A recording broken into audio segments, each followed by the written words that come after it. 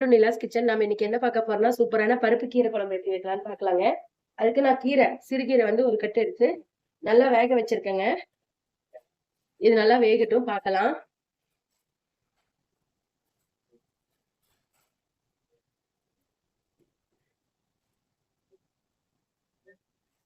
இது நல்லா கீரை குழஞ்சி வரட்டுங்க. அதுக்குள்ள நம்ம பருப்பை ஒரு 2 விசில் வச்சு எடுத்துக்கோங்க. ஒரு 1/2 கிலோ பருப்பை 2 விசில் வச்சு எடுத்துக்கிட்டேன். ஒரு 100 கிராம் பருப்பு தாங்க. அதுக்கு தவறி 1/2 கிலோ விட்டேன். இது நல்லா நமக்கு வெந்து வரணும் கீரை. மூடி வேக வைக்கக்கூடாது. எப்பவுமே ஓப்பன்லயே வேக வைங்க. நம்ம எவ்வளவு கீரை போட்டோம், எவ்வளவு கம்மியாயிடுச்சுன்ட்டு. இது நல்லா வேகட்டுங்க தண்டு எல்லாமே. கடையில பார்க்கலாம். பாருங்க, இந்த கீரையிலேயே ஒரு 4 பச்சை மிளகாய் போட்டுக்கிட்டேன். இது வந்து கீரையும் லைட்டா வேகட்டும். கரெக்டா ஒரு 10 நிமிஷம் வெந்தா போதுங்க. கீரை சூப்பரா வெந்துடும். பாருங்க, கீரை ரெடி ஆயிடுச்சு. இதை நம்ம மத்து வச்சு கடைஞ்சு எடுத்துக்கலாங்க. கடைஞ்சு எடுத்துட்டு தாளிச்சு விட்டுறலாம். அந்த சட்டி வச்சுட்டு அதுல நம்ம எடுத்து 100 கிராம் பருப்பு போட்டுக்கலாம். போட்டு ஒரு மிக்ஸ் பண்ணி விட்டேங்க. இப்போ நம்ம கடைஞ்சிருக்க கீரை எல்லாம் போட்டுக்கலாம். தாளிப்பு தனியா கொடுக்கணும், அப்பதான் டேஸ்டா இருக்கும். பாருங்க, இப்ப பருப்புலயே இந்த கீரையை போட்டுடலாம். நம்ம அந்த ட்ரெடிஷனல் ஸ்டைல செய்யும்போது தாங்க இதோட டேஸ்ட் பயங்கரமா இருக்கும். சாரி, எனக்கு கொஞ்சம் ஒரு இது விஷயமா போனதுனால என்னால தண்ணி மாத்தி குடிச்சதுனால ஃபுல்லா சளி ஆயிடுச்சு. கொஞ்சம் அட்ஜஸ்ட் பண்ணிக்கோங்க, வாய்ஸ் கிளியரா கேட்கலாம். இந்த கீரையை போட்டு மிக்ஸ் பண்ணிக்கலாம்.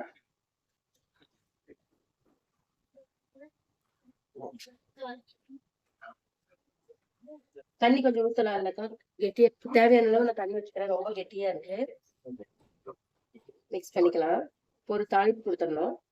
இது வேகட்டும். பருப்பு கீரை ஒண்ணா இப்போ நல்லா வேகட்டும். அதுக்குள்ள நம்ம தாளிப்பு போட்டுடலாம்.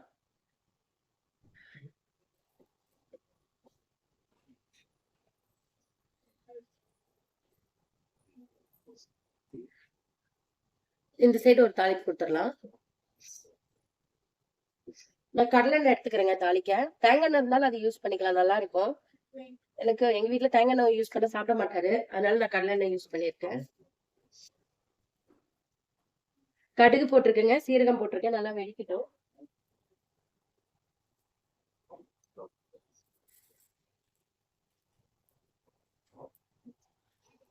இப்ப இதுல ஒரு 4 வரமிளகாய் போட்டுக்கிறேன். பொரிஞ்சதும் சின்ன வெங்காயம் போட்டுக்கிறேங்க. ஒரு 10 வெங்காயத்தை 2 கட் பண்ணி எடுத்துருக்கேன். நல்லா ஃப்ரை பண்ணிக்கலாம். நான் அந்த பருப்பு வேகும் போது மஞ்சத்தூள் போடலங்க, நான் இப்ப போட்டுக்கிறேன். 1/4 டேபிள் ஸ்பூன் போடுறேன்.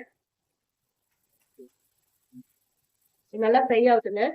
பாருங்க, ஆனியன் நல்லா வதங்கிடுச்சு. இப்போ நான் ஒரே ஒரு தக்காளி எடுத்துருக்கேன், அதையும் போட்டுக்கிறேன். காய்கறி இப்போ ஃப்ரை ஆகட்டும். உப்பு கொஞ்சமா போட்டுக்கிறேன் வதங்குறதுக்கு.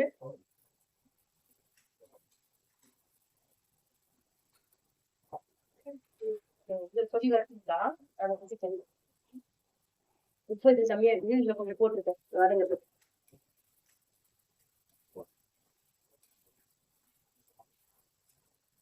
இது இப்படி நல்லா வதங்கட்டுங்க. தக்காளி இந்த மாதிரி நல்லா மாச்சாயி வரணுங்க. நமக்கு இன்னும் கொஞ்சம் நல்லா டீப்பா ஃப்ரை ஆகட்டும். பச்சை வாசனை போகணும்.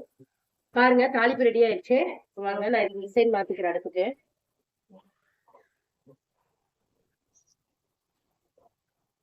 இப்ப நம்ம தாளிப்பு எடுத்து கொட்டி ஒரு கொதி வந்தோடனே ஆஃப் பண்ணிக்கலாங்க.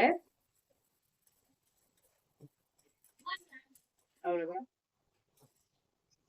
இது நல்லா மிக்ஸ் பண்ணிக்கோங்க. ஒரு கொதி வந்தோடனே நம்ம ஆஃப் பண்ணிடலாம். சூப்பரான கீரை குழம்பு, பருப்பு கீரை குழம்பு ரெடி ஆயிடுச்சு. அது ஊத்திடுவோம்.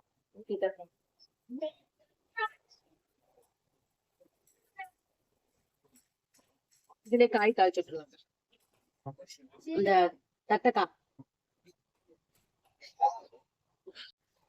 இது நல்லா ஒரு கொதி வரட்டுங்க, காமிக்கிறேன். பாருங்க, இந்த அளவுக்கு நல்லா கொதிக்கணும். ஒரு 2 நிமிஷம் மட்டும் கொதிக்க விடுங்க. சூப்பரான கீரை குழம்பு ரெடி ஆயிடுச்சு. நீங்களும் இந்த மாதிரி ட்ரை பண்ணி பார்த்துட்டு மறக்காம எனக்கு கமெண்ட் பண்ணுங்க. இந்த வீடியோ பிடிச்சிருந்தா லைக் பண்ணுங்க, ஷேர் பண்ணுங்க, மறக்காம சப்ஸ்கிரைப் பண்ணிடுங்க. தேங்க்யூ ஸோ மச் ஃபார் வாட்சிங். பை.